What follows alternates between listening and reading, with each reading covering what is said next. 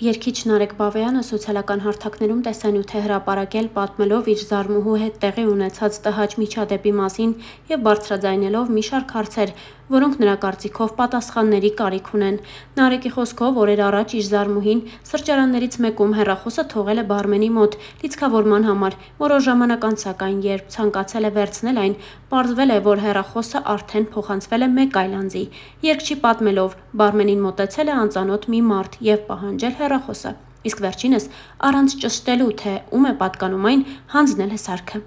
Նարեկ Բավեյանը հրապարակման մեջ տարակուսանք է հայտնել տեղի ունեցածի վերաբերյալ, հարցադրելով, թե ինչու էր բարմենը վերցրել հեռախոսը, եթե պատասխանատվություն չէր կրելու դրա պահպանման համար։ Նա նաև հետաքրքրվել է, թե որտեղից էր հայտնվել անծանոթ անձը և ինչպես էր տեղեկացել, որ բարմենի մոտ հեռախոս կա։ Երգիչը միջադեպը ներկայացրել է որպես կասկածելի պատմություն, ակնարկելով, որ տեղի ունեցածում դեռևս բազմաթիվ չպարզաբանված հանգամանքներ կան։ Հարկ է նշել նաև, որ Նարեկ Բավեյանն այս տարիների ընթացքում բազմիցս անդրադարձել է իրեն հուզող ու անհանգստացնող մի շարք հարցերի, իսկ մենք առաջարկում ենք դիտել մի քանի տեսանյութ Նարեկ Բավեյանի մասնակցությամբ։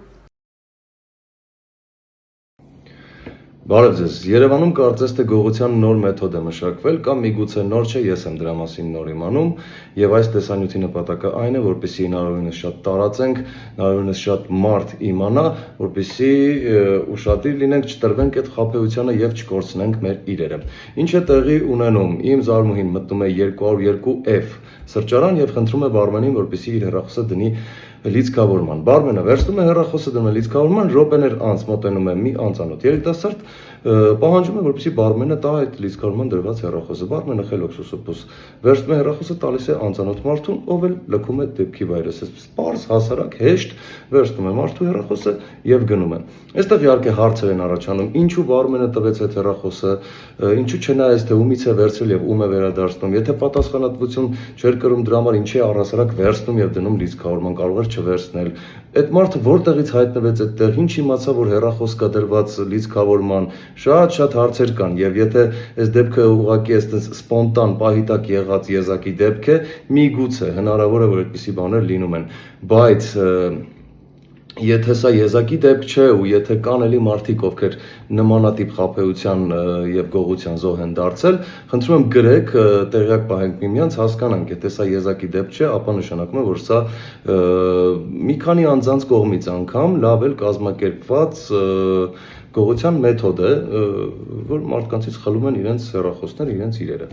Այնպես որ խնդրում եմ ակտիվ լինեք, կիսվեք, գրեք, եթե ձեր հետ է նմանատիպ դեպք տեղի ունեցել։ Ես առանձին կդնեմ նաև վիդեո տեսանյութը, որտեղ շատ լավ երևում է, թե ով է մտնում ներս, ոնց է բարմենից ուզում հեռախոսը, ոնց է շատ արագ բարմենը տալիս այդ մարդուն այդ հեռախոսը։ Գրեք ձեր կարծիքները, առհասարակ ինչ եք մտածում այս դեպքի մասին։ Եվ մի բան էլ ասեմ, որ նաև իմ զարմուհին դիմել է ոստիկանություն, ներկայացրել են վիդեո տեսանյութը, որտեղ շատ պարզ երևում է, դուք էլ կտեսնեք, ես կդնեմ,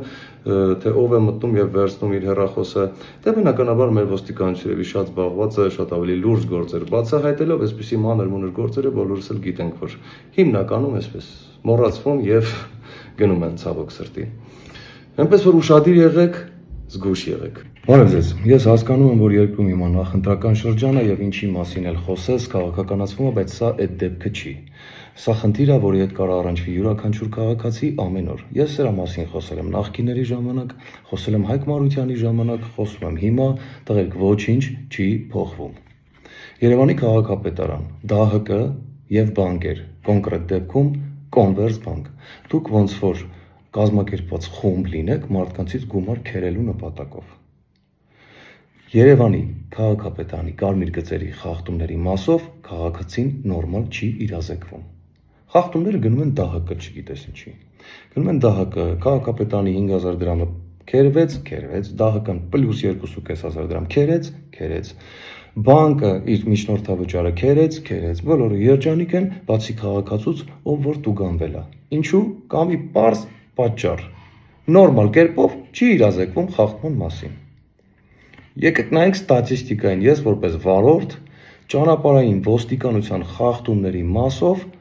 Չունեմ որևէ որոշում, որը գնացել է ԴՀԿ։ Ինչու՞, որտեղ նորմալ իրազեկում են։ Ճանապարհային ոստիկանությունը ունի կայք, գրանցվում է, չգիտեմ, էլեկտրոնային նամակներ է ստանում, ծրարով թղթից նամակները եւս գալիս են նորմալ։ Այդ խախտումները գալիս հասնում են ինձ, եւ ես շատ արագ վճարում եմ դրանք։ Իսկ կարմիր գծերի մասով չեն գալիս, տղերք, ինչի չեն գալիս։ Բանկը ունի հավելված, որով կարող եմ նայել կարմիր գծերի խախտումները։ Մտնում եմ պին ծածկագիր է ուզում, եթե ինձ չի եկել այդ ծածկագիրը, ես ոնց հավաքեմ, ոնց տեսնեմ։ Բանկին ասում եմ, տեսնում եմ, որ գումար կա ինչ-որ պակաս հաշվիցը, սուրա, ինչ ա եղել, ասում եմ, ԴՀԿ-ն է պահել, բայց ինչի տեղյակ չեք պահում ինձ։ ԴՀԿ որոշումների մասով մենք տեղյակ չենք պահում։ Ինչի տղերք։ Պետական գաղտնիք է, Կոմվերսբանկ։ Ինչի ԴՀԿ որոշումները ինձ տեղյակ չեք պահում, ես իմանամ գումար է սառեցվել, հասկանամ ինչի է սառեցվել։ Պարզ է, չէ՞ որ քաղաքացին այդ 5000-7000 դրամի մասով չի գնելու 27000 դրամի բենզին, ժամանակ, ներվեր ծախսի, որպեսզի պարզի։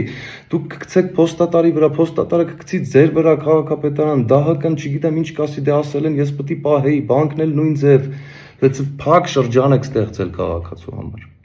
Փակ շրջան եք ստեղծել, չգիտեմ, միտումնավոր թե միամիտ, որը մեծ խնդիրներ է ստեղծում քաղաքացու համար։ Ամոթ է տղեկ 21-րդ դարում ենք, եթե մեզանից յուրաքանչյուրն ուզենաք գտնեք, 1 վայրկյանում կգտնեք։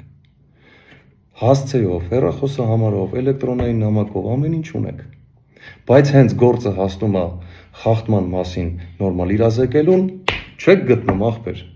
Չեք ուզում գտնեք, թե չեք գտնում։ Ամոթ է տղեկ, պարզ խնդիր է, լուծեք այս հարցը։ Բարև ձեզ, այս բանին ուզում եմ խոսել մեր երկրում տեղի ունեցած զարհուրելի, զզվելի մի հանցագործության մասին, Վեդի քաղաքում տեղի ունեցած սեռական բնույթի ոտնձգության մասին 2 դպրոցական դեռահաս աղջիկների հանդեպ, որոնք նաև ունեն առողջական խնդիրներ։ Ես կարծում եմ, որ նմանատիպ հանցագործություն կատարած անձինք պետք է պատժվեն օրենքի ամբողջ խստությամբ եւ հետո կալանավայրում էլ պատժվեն այնտեղի ներքին գաղափարախոսության ամբողջ խստությամբ։ Եթե տեղի չի ունեցել հանցագործություն, ապա հաշվի առնելով այս հարցի լայն հանրային հնչեղությունը, կարծում եմ մեր իրավապահ մարմինները պետք է տան պարզաբանում, որ չգիտեմ, զրպարտում են եւ անիմաստ վարկաբեկում են տվյալ մարդկանց։ Եթե տեղի է ունեցել, ապա բոլորս ակնկալում ենք հնարավորինս արագ եւ սեղմ ժամկետներում, որպեսզի մեր իրավապահ մարմինները այս հարցին լուծում տան եւ մենք տեսնենք, որ մեր երկրում կա արդարություն, արդարադատություն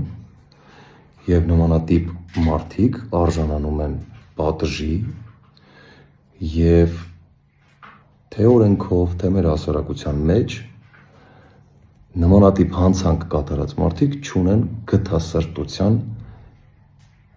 անգամ մի գրամ արժանիք։ Շնորհակալություն։